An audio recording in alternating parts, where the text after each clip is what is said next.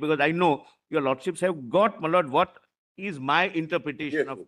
Article 200, but I have tried to, my lord, like kind of calibrate it, my lord, so that instead of, my lord, is better, my lord, explained by me the way I am reading it. And it's very easy chart, my lord. It would not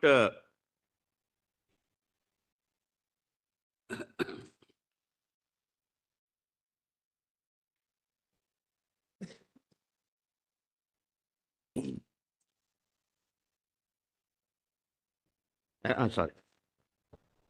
My apologies. I thought I had given. Yes. I can share digital also. Share digital also.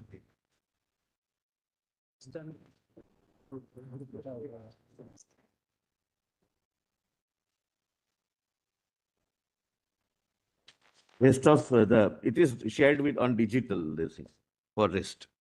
Oh, your lordships, my lord, kindly, my lord, bear with me only for 5 minutes and I'll switch over to the next point.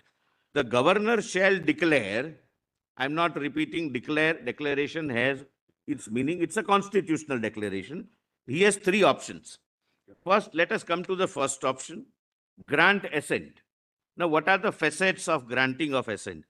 Lord, please see the left-hand side route which the governor can take. At the outset, he grants assent. The bill becomes an act. Correct, my lords? But he can defer grant of assent and take a decision to resort to the proviso, that is returning the bill to the House. That is the 4th option in the proviso. Bill is returned by the House to the governor with or without modification. Then he will have 2 options. If your lordships can. Then he will have 2 options. He can grant assent. That all right, my recommendations or whatever. We have gone through the chart. These only debates what you argued yesterday. My lord, but my lord, second, my lord, let me at the cost of repetition show what is second. Second is a withhold option, which in my submission is a standalone option, and it is a complete action of the constitutional functionary. So according to you, Punjab has been wrongly decided. Yes, my lord, but he has a choice. My lord, right side, at the outset, if he withholds for, my lord, reasons, my lord, which I have explained, something is so patently unconstitutional or something going against the nation or clearly in the first schedule, etc., then the bill falls through. Now the question was, instead of, this is where instead of comes. Instead of taking this route of at the outset withholding, resorts to the proviso instead of withholding. Then, my lord, it is returned to the House. And if it comes back, he will have 2 options, my lord. He will grant assent that, okay, I'm bound because I cannot now withhold because I have resorted to the proviso. Or he can reserve the bill for consideration of the president. My lord, third is there is one new element which, my lord, which I have, and there cannot be any dispute on this element. When he reserves the bill at the outset for the consideration of the president, for presidential assent, my lord, first can be in case of repugnancy. If he feels that it is repugnant to some central law, he will refer it. Second column, my lord, which is a bigger column, your lordships need not read. There are certain provisions in the constitution itself which mandates that if your state legislature is passing this law, mandatorily presidential assent is required. It's nobody's discretion, neither governor nor council of ministers, nobody. My lord, for example, Article 31(3), 31A, before amendment, then second proviso to Article 2, so and so, so and so, so and so. There are several provisions. Or any other reason, my lord, which he feels that I want to reserve it for the president. Lord, this is what my lords also, my lord, were pleased to, my lord, indicate. This is just to, my lord, calibrate it, my lord, and put it in a comprehensive manner. But all 4 options are independent of each other. At least 1, 2, and 3 are independent, with an option to resort to option 4, not a mandate to resort to my lord, option 4 as decided in Punjab. So that is my case, my lord. Now, my lord, may kindly come to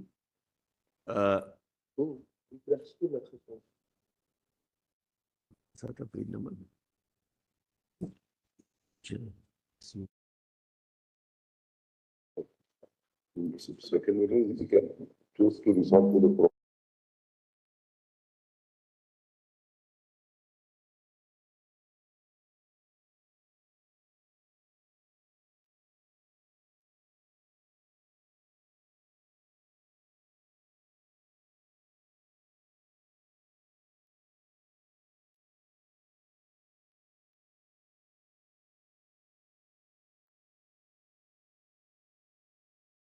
Put your arguments, you have.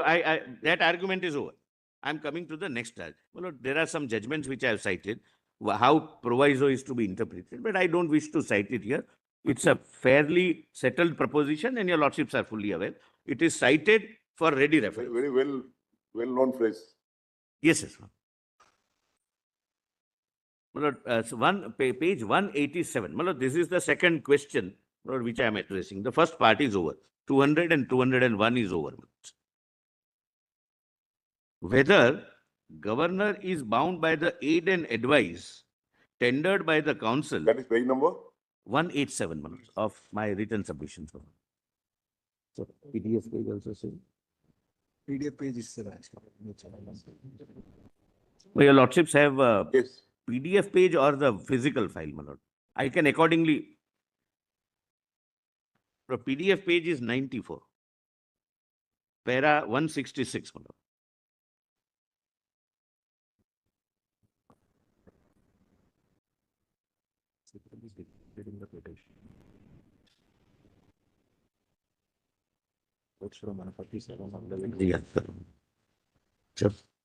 जब मैं आऊं तब याद करो,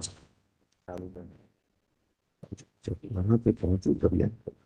Lord, the question is whether the governor is bound by aid and advice of the Council of Ministers, my lord. Lord, 163 I have read, my lord. I'll read the first part, 163(1), so that, my lord, for just immediate reference.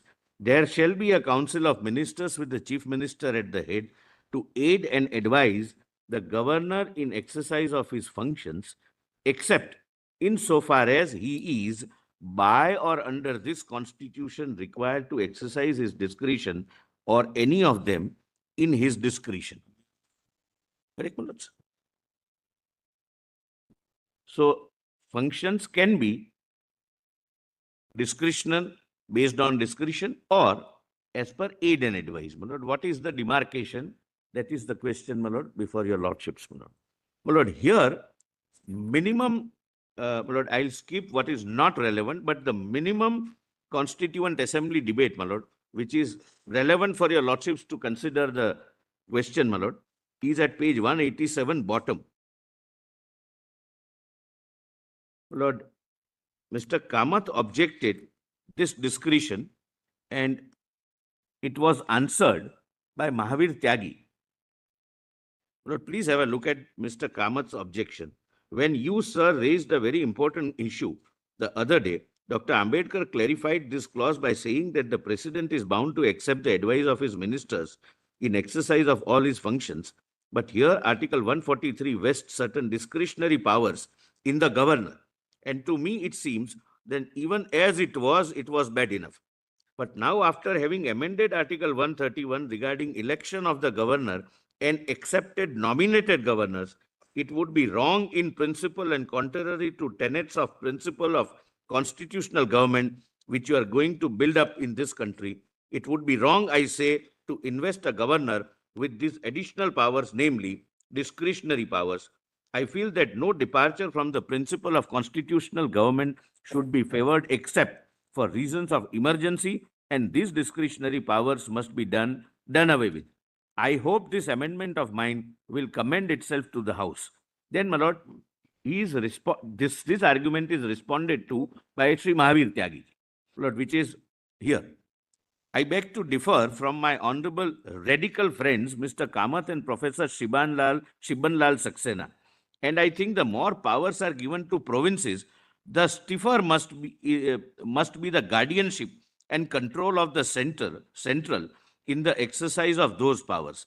That, in my view, we have now given up the old idea of creating autonomous states and are now keeping a reserve of powers in the center, and we are going to have nominated governors. Those governors are not to be there for nothing. After all, we have to see that the policy of the center is carried out. We have to keep the state linked together, and the governor is the agent, or rather, he is the agency which will press for and guard the central policy. In fact, our previous conception has now been changed altogether. The whole body politic of a country is affected and influenced by the policy of the center.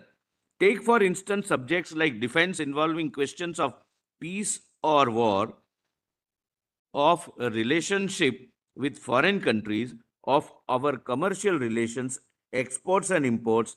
All these are subjects which affect the whole body politic, and the provinces cannot remain unaffected. They cannot be let free of the policy of the center. The policy which is evoked in the center should be followed by all the states. And if the governors were to be in the hands of provincial ministries, then there will be various policies in various provinces, and the policy of each province shall be as unstable as the ministry. For there would be ministries of various types having different party levels and different programs to follow. Their policies must differ from one another. It will therefore be all the more necessary that there must be coordination of programs and policies between the state and the central government. The governor, being the agency of the center, is the only guarantee to integrate various provinces or the states. The central government also expresses its thought, itself, through the provincial states. Along with their own administration, they have also to function on behalf of the central government. A governor shall act as the agency of the center, and we'll see that central policy is sincerely carried out. Therefore, the governor's discretionary power should not be interfered with. Democratic trends are like a wild beast. Say what you will, democracy goes by the whims and fancies of parties and the masses. There must be some such machinery which will keep this wild beast under control. I do not deprecate democracy. Democracy must have its way, but do not let it degenerate into chaos. Moreover, the state governments may not be quite consistent in their own policies. Governments may change after months or years. With them will change their policies. The governors may change too, but the policy and instructions given by the center to the governors will remain practically unchanged. The more the powers given to the states, the more vigilant must be the control. The governor must remain as the guardian of the central policy on one side and constitution on the other. His powers, therefore, should not be interfered with. He is not for nothing. He is not just a showpiece. My lord, thereafter, your lordships may kindly turn the page, my lord. Pandit Thakur Das Bhargav, my lord, continues the discussion. Sir, I beg to propose the amendment of oppose the amendment of Mr. Kamath. Under Article 143, the governor shall be and in the exercise of his functions by the Council of Ministers. It is clear so far. मुझे देना ये कुछ cut गया है मेरा.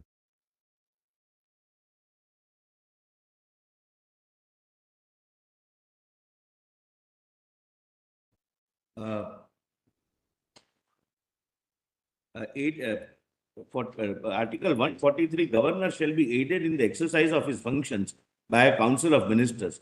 It is clear so far. I gave notice of an amendment which appears on the order page at so and so, which I have not moved.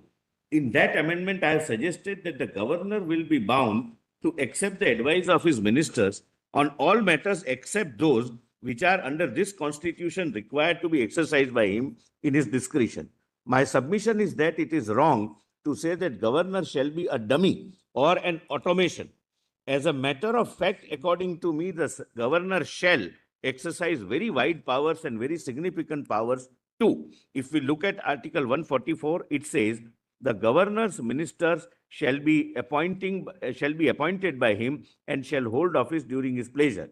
So he has the power to appoint his ministers, But when the ministers are not in existence, who shall advise him in discharge of his functions? There can be a vacuum. One ministry goes, another has not been installed. My lord, in that context, Whenever there is a president's rule, yes, yes, my lord. there are advisors to the governor. Correct, my lord. They're appointed by the center. But can we read further? No, in the vacuum also, normally if one CM resigns, or if he loses the majority till the new CM takes, he acts as a caretaker chief minister. No, sir. Kindly, my lord, have a look at this one. Suppose, my lord, the tenure has gone. The governor tenure doesn't go. The new election takes place. It is considered, my lord. And it is considered subsequently in judgments also. My lord, one 7-judge judgment, my lord, considers this aspect.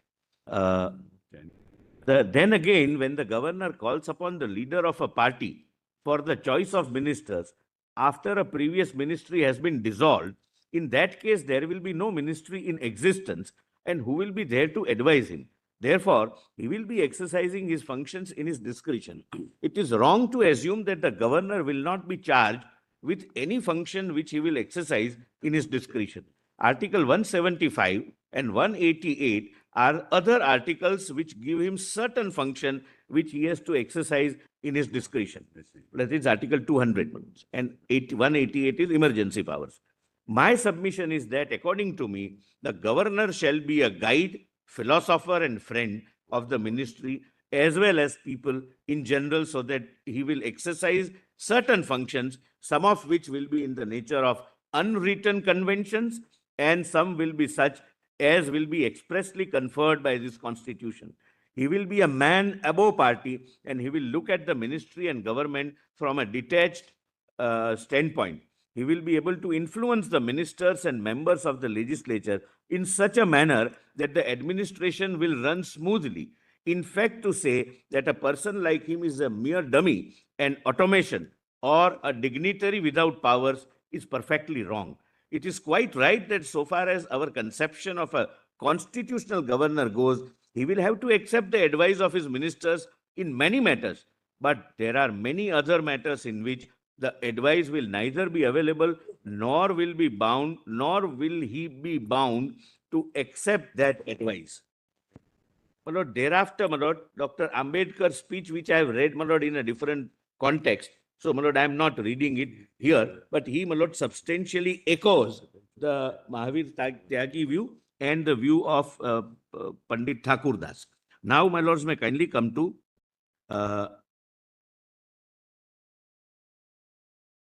my lord, I have quoted Sirvai, my lord. If your lordships can come to, I will not read it. Page 192. My lord, what are the discretionary powers of the governor and the president? My lord, Sirvai has, my lord, H.M. Sirvai has elaborately dealt with, my lord. I may not read it. Your lordships may kindly read it. It would, my lord, really assist your lordships. Now, please come to, my lord, 194. Lord, these are the judgments on the question of discretion. Lord, please see 188 at the foot of page 194. It is, your lordship gets that. It is 194. What? 194. PDF is 101. Para 188.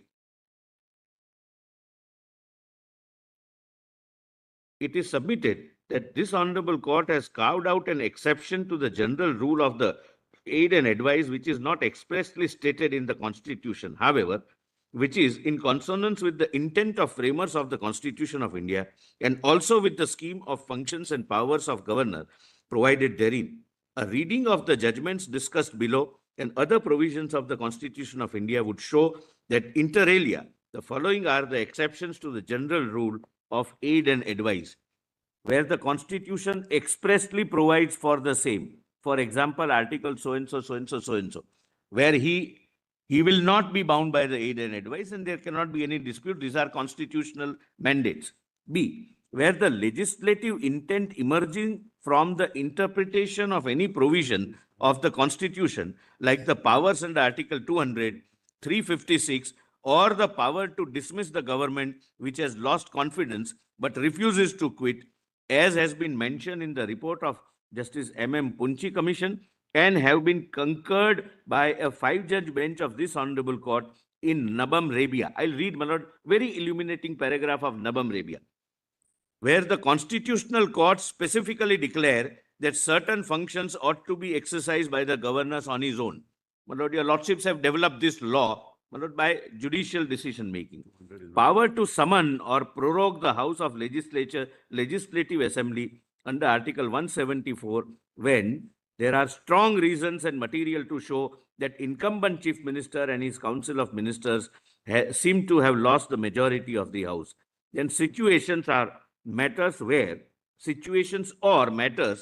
the bias is inherent in the aid and advice of Council of Ministers, like the case of grant of sanction for prosecution of Council of Ministers. 197 sanction or Section 17 PC Act goes before the governor, my lord, in case of chief minister, then obviously he would not be guided by the aid and advice, and MP judgment, my lord, I'll show that makes it very clear.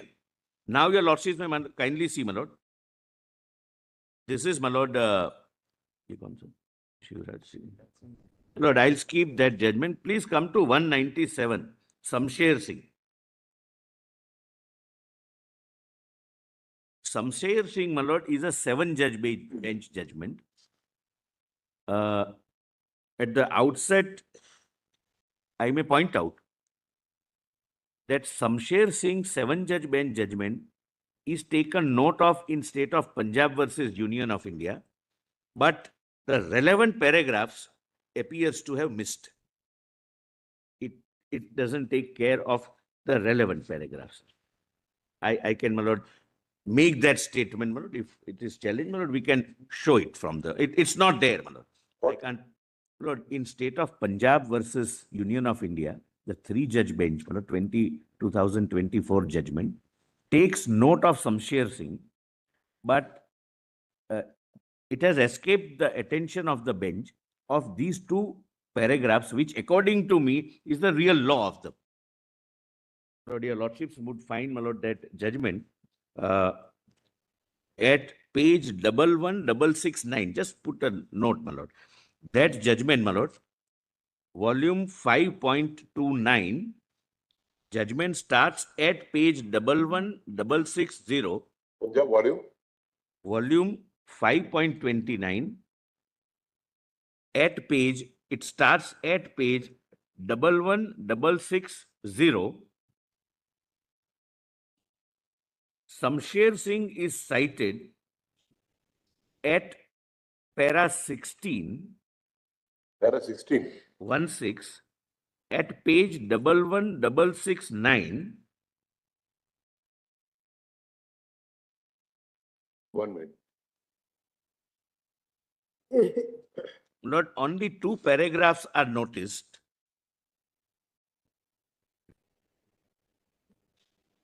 The lordships may come to 11669. My lord Justice Narasimha has, my lord. Para 16, my lords have. My lord the Chief Justice. Does it start from 11660? It starts from 11660, but I am at 11669, where Samsher Singh is noted. These principles have been well established, your lordship gets, my lord, since the decision in Samsher Singh versus State of Punjab, where this honorable court held, under the cabinet system of government